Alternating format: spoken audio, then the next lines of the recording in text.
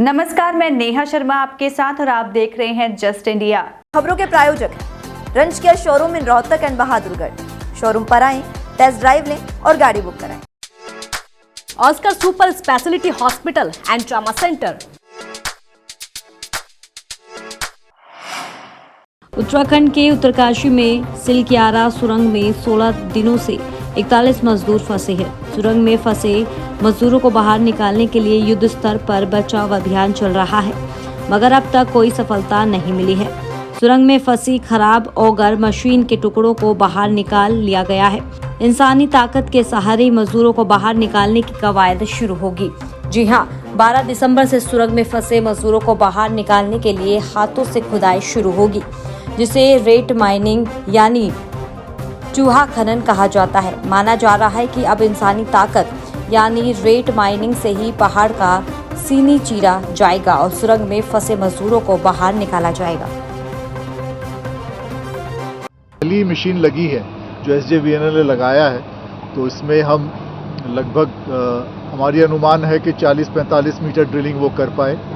उसके बाद हम दूसरी मशीन उसमें लगाएंगे और शायद ड्रिलिंग रिग वही रहे ताकि समय थोड़ा बच पाए, लेकिन उसका कैली हम बदलेंगे और वो थोड़ा हेवियर कैपेसिटी का होगा, जो कि 90-95 मीटर्स तक जा सकता है। बट हमारा, जैसे मैंने बताया, अनुमान है कि 86 मीटर्स ही हम ड्रिल कर पाएंगे। तो हम 30 तारीख का सोच रहे हैं कि इसकी ड्रिलिंग कंप्लीट हो जाएगी और इसका स्पीड पेस ठीक चल रहा है।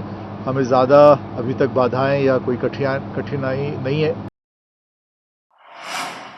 हरियाणा के पंचकुला में ऐतिहासिक गुरुद्वारा श्री नाड़ा साहिब में आज श्री गुरु नानक देव जी के प्रकाश पर्व पर हरियाणा के मुख्यमंत्री मनोहर लाल ने माथा टेका।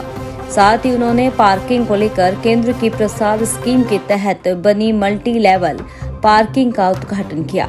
इस मौके पर हरियाणा विधानसभा के अध्यक्ष ज्ञानचंद गुप्ता मौजूद रहे। श्री गुरु नानक देव जी के प्रकाश पर्व पर हरियाणा गुरुद्वारा प्रबंधक कमेटी द्वारा एक कार्यक्रम का आयोजन किया गया, जिसमें हरियाणा के मुख्यमंत्री मनोहर लाल ने शिरकत की। यहाँ गुरुद्वारा नाड़ा साहब पर भी बहुत बड़ी संख्या में लोग श्रद्धापूर्वक आते हैं।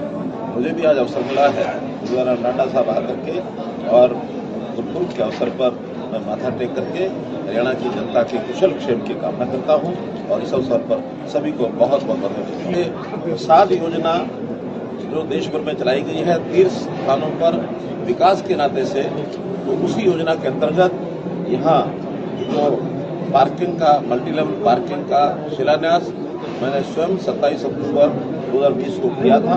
आज ठीक 27 नवंबर 2023 37 महीने देख करके तैयार हो गई मल्टी लेवल पार्किंग। आज इसका शिलान्यास किया है।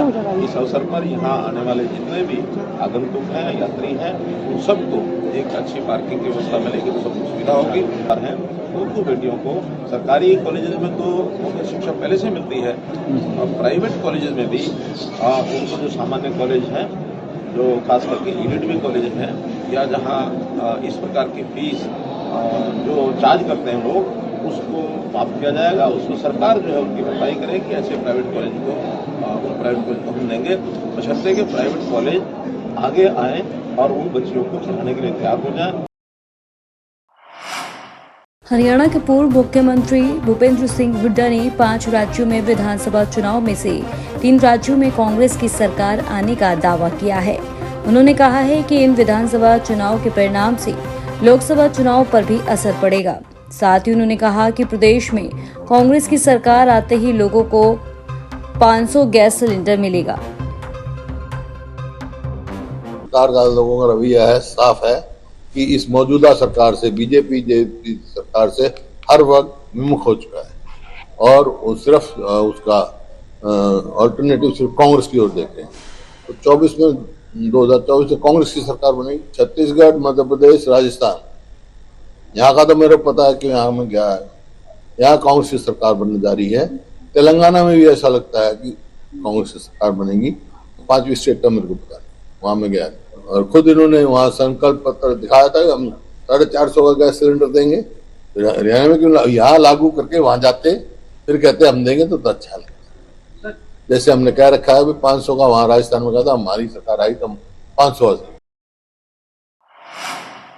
भिवानी के डॉबर कलोरी क्षेत्र में घर के बाहर बैठे एक व्यक्ति पर 2 बाइकों पर सवार होकर आए 4-5 बदमाशों ने सोमवार सुबह 2 बजे ताबड़तोड़ गोलियां बरसा दी। फायरिंग में हत्या के आरोपी को 3 गोलियां लगी है, जिसे गंभीर हालत में परिजन नागरिक अस्पताल लेकर पहुंचे, जहां डॉक्टरों ने प्राथमिक उपचार के बाद उसे रोहतक पीजीआई में रेफर कर दिया। मिली जानकारी के अनुसार हत्या आरोपी पर फायरिंग कराने का शक प्रसिद्ध पंजाबी गायकार सिद्धू मूसेवाला हत्याकांड में शामिल भिवानी के सचिन पर भी है। करीब 1 साल पहले भिवानी के रवि पहलवान की हत्या हुई थी, जिसमें गोली लगने से घायल हरि किशन उर्फ हरिया हत्याकांड में आरोपी है और फिलहाल जमानत पर बाहर आया था। वारदात के बाद भिवानी सीआईए और शहर थाना पुलिस की कई टीमें आरोपियों की तलाश में जुटी है।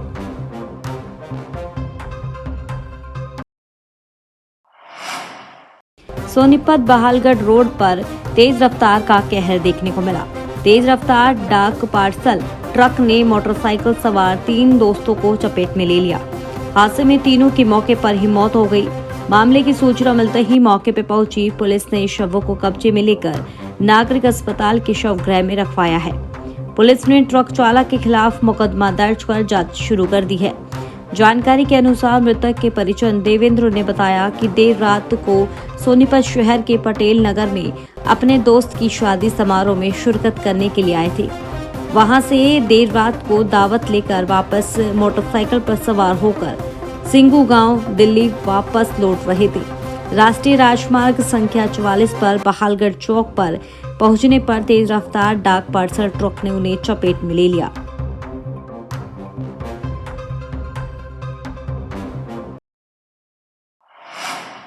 रेवाड़ी में जमीनी विवाद में खूनी संघर्ष हो गया, जहां 2 गुटों ने लाठी डंडों से एक दूसरे पर हमला कर दिया। आरोप है कि एक पक्ष जमीन पर कब्जा करने के लिए हथियारों से लैस होकर आया था, जिसने फायरिंग के ऊपर पथराव किया। इस घटना में आधा दर्जन से ज्यादा लोग घायल हो गए, जबकि मकानों पर पथराव के साथ साथ गाड़ियों में भी ताबड़फोड़ की गई है। घटना की सूचना के बाद मौके पर पहुंची पुलिस ने मामला शांत कराया। पुलिस का कहना है कि जांच के बाद उचित कार्रवाई की जाएगी। ये गांव डवाना में 2 पक्षों के बीच में जमीनी विवाद को लेकर झगड़ा होने की संभावना आई थी और जिस पर सूचना आने पर इसमें तुरंत पुलिस मौके पहुंची है और जिसमें कुछ गाड़ियों में तोड़फोड़ की गई है। फायरिंग भी हुई है। फायरिंग का भी हमें कोई ऐसा सबूत नहीं मिला है, कोई खोड़ या कुछ ऐसा नहीं मिला है। कोई आगे इन्वेस्टिगेशन में अगर कुछ आता है तो हम कर लेंगे। इनकी ओर से आरोप लगाया जाएगा पुलिस मतलब अनदेखी करे, पुलिस के सामने इस तरह का हमें चौकी में बुला लिया पीछे से इस तरह का। नहीं, दोनों पक्षों जब पुलिस शुरू में आई है तो दोनों पक्षों का चौकी में आ जाए। यही ऐसा ही कह रहे हैं कि मतलब हमें चौकी में दोनों पक्षों को ही बुलाया, एक पक्ष को नहीं बुलाया। अभी क्या कुछ है, कितने लोगों को चोट आई? अभी देखते हैं एक बार क्या आता है।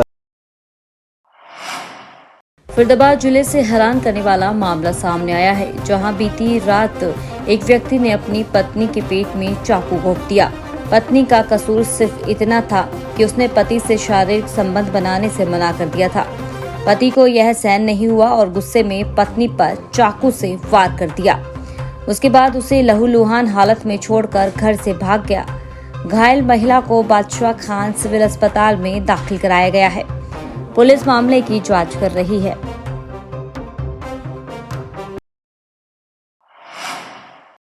भगवान परशुराम सेवा संघ द्वारा 1303वां यज्ञ हरिओम वशिष्ठ पत्नी रीना देवी के द्वारा आयोजित झज्जर बाईपास रुपैया चौक जय मां गायत्री यज्ञशाला पर विधि पूर्वक संपन्न हुआ। संघ के प्रधान BS कौशिक ने बताया कि पिछले 24 सालों से प्रत्येक रविवार को यज्ञ किया जाता है के द्वारा गरीब बीमार के लिए दवाइयों, गरीब कन्या के विवाह के लिए सहायता और गरीब छात्रों के लिए सहायता देने की व्यवस्था की गई है।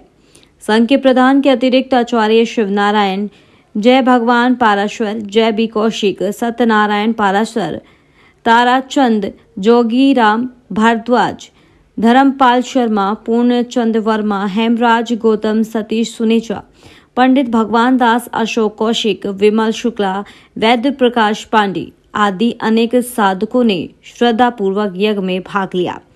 ज्ञात रहे कि रविवार को रुपया चौक झज्जर बाईपास रोहतक जय मां गायत्री यज्ञशाला में हर रविवार गायत्री परिवार सदस्य द्वारा हवन यज्ञ का कार्यक्रम किया जाता है। खबरों में फिलहाल इतना ही। देखते रहिए जस्ट इंडिया। नमस्कार।